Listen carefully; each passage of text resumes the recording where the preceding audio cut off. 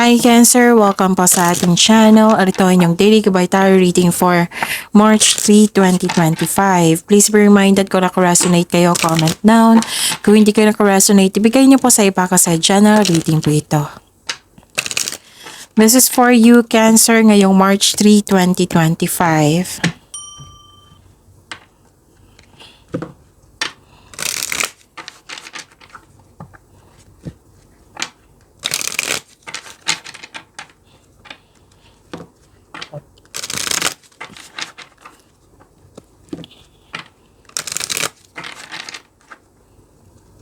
This is for you, Cancer, ngayong March 3, 2025. Maraming salamat po sa inyong patuloy na suporta at maraming salamat din po sa mga hindi nag-skip ng ads. Gamitin ang reading na ito bilang gabay lamang sa mga hindi pa nag-subscribe. Subscribe na po kayo at click bell notification para malaman nyo na may bago tayong video. Para sa mga gustong magpa-reading po, may lumabas dyan sa screen nyo ngayon. Panoorin nyo po at sundin ang instruction. Spirit's Guide, mga ganap pa para kay Cancer ngayong March 3, 2025. I need 3 cards po.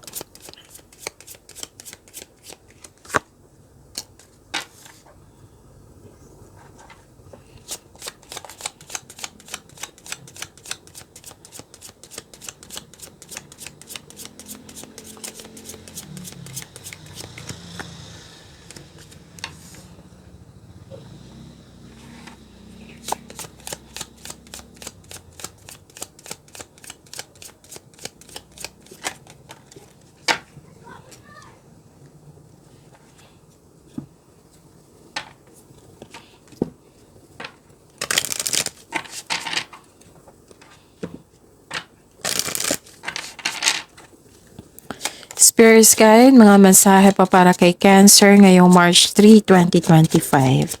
I need 2 cards po.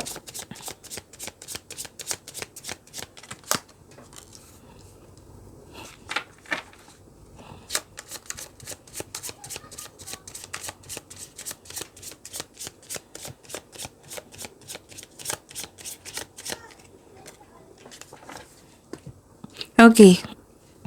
Cancer, ngayong March 3, 2025.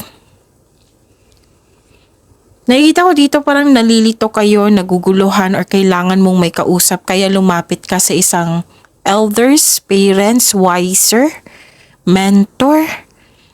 At nagbigay ito ng support sa iyo. Lalo na itong nagbigay siya ng wisdom message sa iyo na ang siyang dahilan na na-motivate po kayo na you're inspired na ulit, inspired in taking action with courage. So sa mga nahihirapan ngayon, naguguluhan, nalilito, nabibigatan, so try to ask someone na elders, wisers, parents ba to, grandparents ba to, mentor. At okay, may nakita ko ditong nag-observe sa iyo, nag-spy sa iyo, may gusto siyang kunin sa iyo, mahilig din siya magmanipula at mabilis mag-react. Mabilis tong mag-react, defensive po siya. So, nag-spy siya, nag-observe siya sa iyo, may gusto siyang kunin. So, mag-ingat kayo sa kanya. Kung gusto niyo malaman kung sino po ito, i-ask niyo po sa inyong intuition. Now, kung bago kayo dito na hindi niyo alam kung paano mag-connect sa inyong intuition, i-search nyo po sa Google on how to connect to your intuition kasi marami pong paraan yan. Syempre, sa legit na website po. Okay? May pa rin dito, may hindi madaling kausap. May sobrang stricto. Pwedeng lumabas ito kahapon sa inyo. If lumabas ito kahapon sa inyo, then this is a repeating message. You have to overcome this concern. You have to move forward. You have to make change. Kailangan kasi pinupush ng cards nyo. So, check nyo yung reading kahapon. Lalo na sa yung, okay, sorry. Lalo na yung sa anong tawag dito? Okay, tinignan ko lang yung video natin kung working pa ba. So, pasensya na kung naggalaw. Okay, yun. Yung tao na sobrang stricto or sobrang hindi makausap, hindi madaling kausap, sakit sa ulo. Okay? Pwedeng may delay po. Pwedeng may delay. Pwedeng may delay sa paggawa ng desisyon kasi may tutol. Delay sa paggawa ng action kasi may hesitation. Delay sa hinihintay. Pwede din delay kasi may, yun nga, nag-spy sa'yo, mahilig siyang magmanipula, baka siya yung dahilan na nagkaroon ng delay. So, it's a chance to try a different approach or strategy. Again, it's a chance to try a different approach or strategy. There is more information or clarity that you need before it can happen. Oh. So, gather kayo ng factual information. Para magkaroon ng clarity. Bago mangyari yung gusto mo. Mag-try din kayo ng different approach or strategy, strat plan. Okay? Para mag-work. Kung ano man yung plano mo.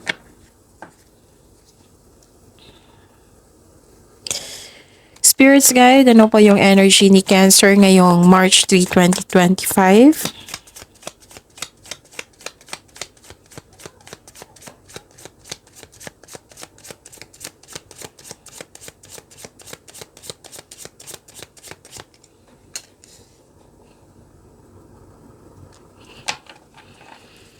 The clarification of this card po. Para kay Cancer.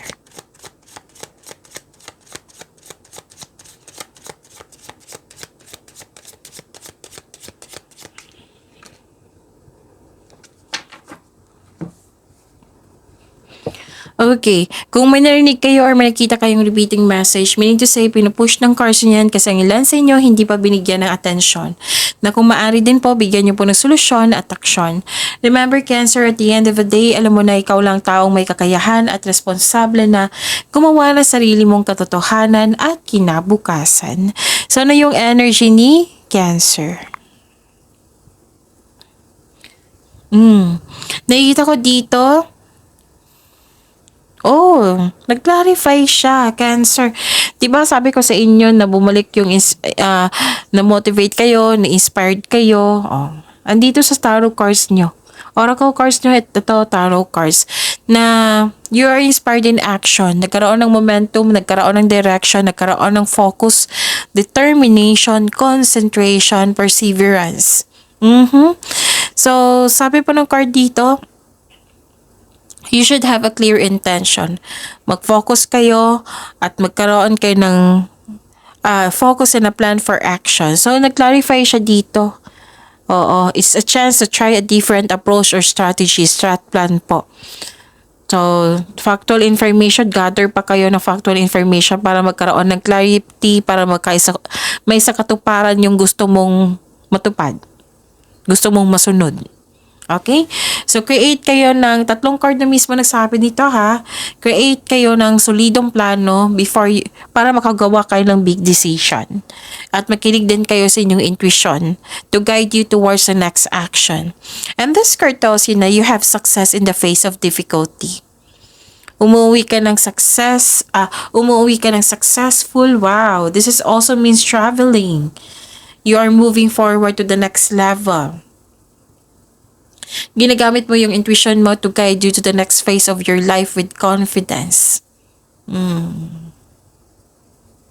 Okay? Kung sa career and money nyo po, kailangan ko sabihin eh. Kung sa career and money nyo po ito, to achieve success in career and money, kailangan mo mag-focus. It comes with determination and with clear intention. Pinupush talaga dito, Cancer, yung konkretong plano. Miss Jam, may plano na ako. Balikan nyo yung plano nyo. Kailangan po konkretong plano. Kasi pinupush ng cards nyo eh. Kasi kung konkretong plano yan, hindi yan pinupush dito. Tapos wag po daw kayo magmadali. Kasi kung magmamadali kayo, mas mapapressure kayo. Yes. Kailangan dito ng vision for the future po. Sabi ng card. Magpaplano pa rin to eh. Vision for the future. Okay? Vision for the future or mag-create kayo ng solid foundation. Tapos, itong plano na ito, hindi lang siya plano, kundi samahan ng aksyon. Para sa pag-level up to eh. Whether sa love life to, whether sa love life or sa career and money. Okay? Ang daming mensahe ngayon. Wow. Nakikita ko dito na nagkaroon po ng Cancer. Yung taong nanloko po daw sa'yo, nagbabago na po siya. Pero wala akong nakikita dito so far. Tingnan natin kasi hindi pa naman tapos yung reading. Nung yung taong nanloko sa inyo, nagbabago na po siya. Guilty po siya.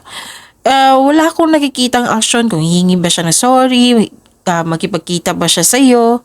Pero, yung sabi ng card, nagbago na po siya, na-realize na niya. So, sino kaya to? Cancer. Na-realize na daw niya.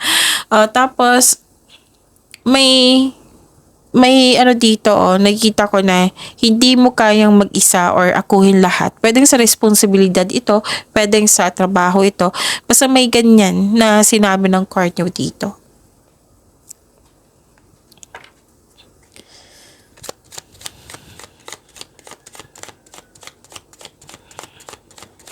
Spirits guide.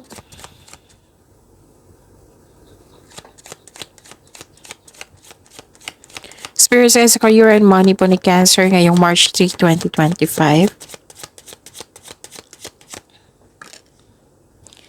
The clarification of this card po.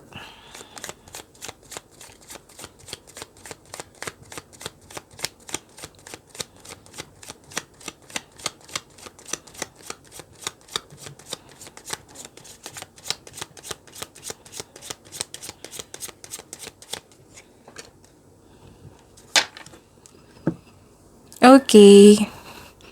Sa career and money niyo po. Inom muna akong tubig. Saglit lang po ha.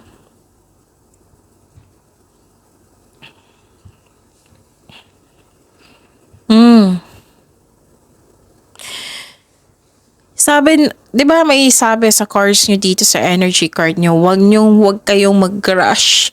Excuse me. Wag kayong mag-rush, wag kayong pinipressure nyo yung sarili nyo eh. Nakikita ko dito.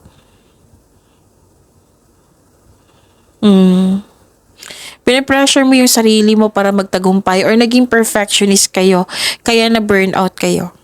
Sabi ng card dito, subukan kunin mo lamang kung ano ang maaari mong kunin at huwag kayong magmadali, huwag nyo pahirapan yung sarili nyo.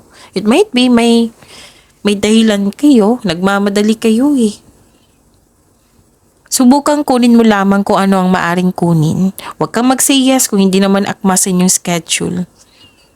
Kasi nakitang-kita ko dito na burnout kayo. Now, kung hindi pa ito nangyari, baka mangyayari pa lang. So, at least alam nyo, time management ay kailangan. Huwag kayong mag-say yes ng yes na hindi naman kaya. Or ask, let's say, meron na, Miss Job, meron na. Marami na akong trabaho, kailangan tapusin. Ask for help. Hindi po masamang mag-ask ng help.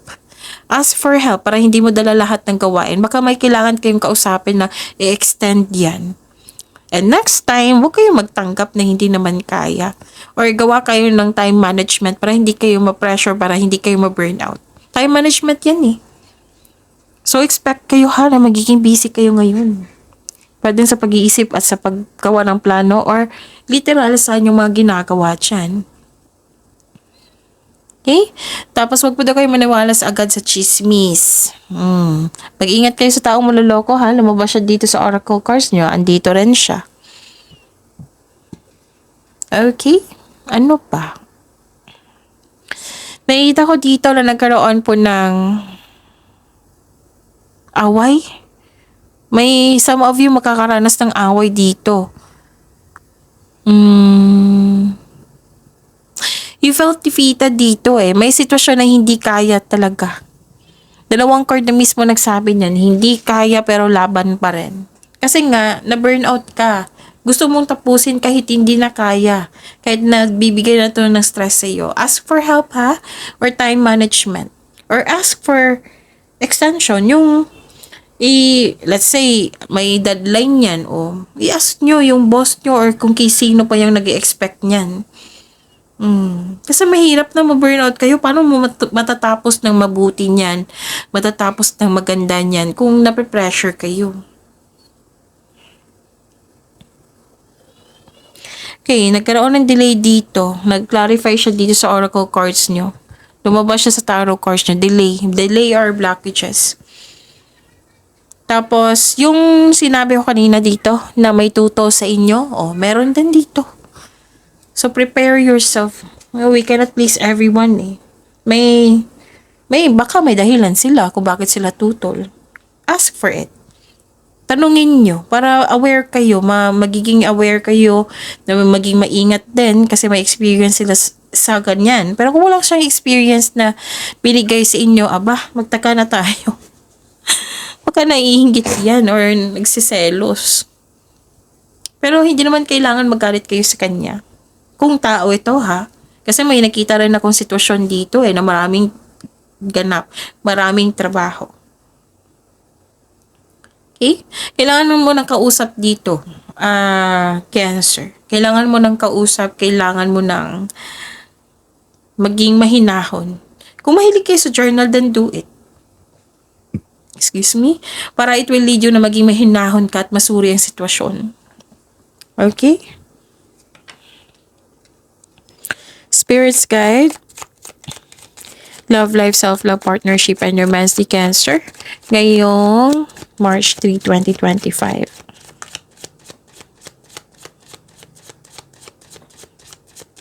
Sobrang busy yung lahat ha. Halos lahat ng sign busy.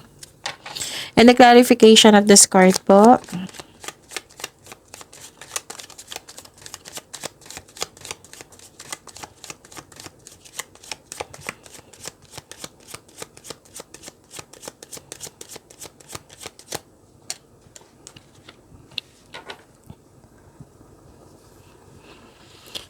Maraming salamat po sa patuloy na tiwala at suporta sa ating channel at maraming salamat din po sa mga hindi nag-skip ng ads.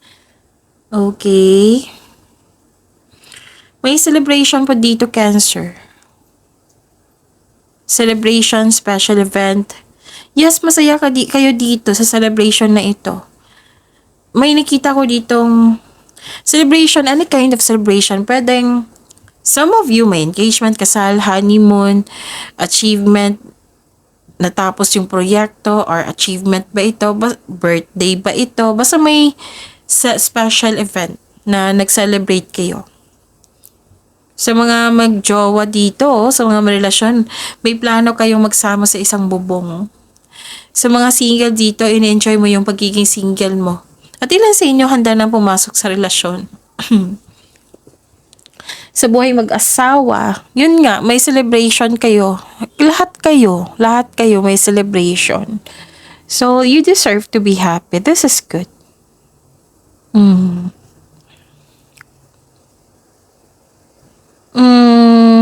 Makaka-encounter ka ng immature. Halos araw-araw tong nakikita ko na may makaka-encounter ka ng immature na tao, a Cancer. Paratid mo tong kasama. Ayaw makinig sa inyo nagbibigay ito ng sakit ng ulo. Yun yung sabi din dito, diba, sa oracle cards nyo kanina din sa energy nyo dito rin. Pwede din nagkaroon ng frustration kasi gusto mo magkaroon ng progress sa inyong pagsasama, sa inyong sarili, pwede din project ito na gusto mong matapos agad. So, if you want to see the result, mag-build kayo ng konkretong plano without rushing. Huwag kayong magmadali. May nakita ko ditong lacking of a solid plan. Kung ano pa yan, kung ano yan, kasi may nakita ko ditong, lalo na yun na magsasama sa isang bubong, kailangan ng papaplano yan, hindi lang biglaan yan na, okay, let's go. Lipat na tayo, na walang plano. May plano dapat, Cancer. Kahit ano pa yung situation yan, either single ka man or may karelasyon, konkretong plano ang sinasabi dito pinupush ng cards. Kanina pa to sa inyong oracle cards, diba?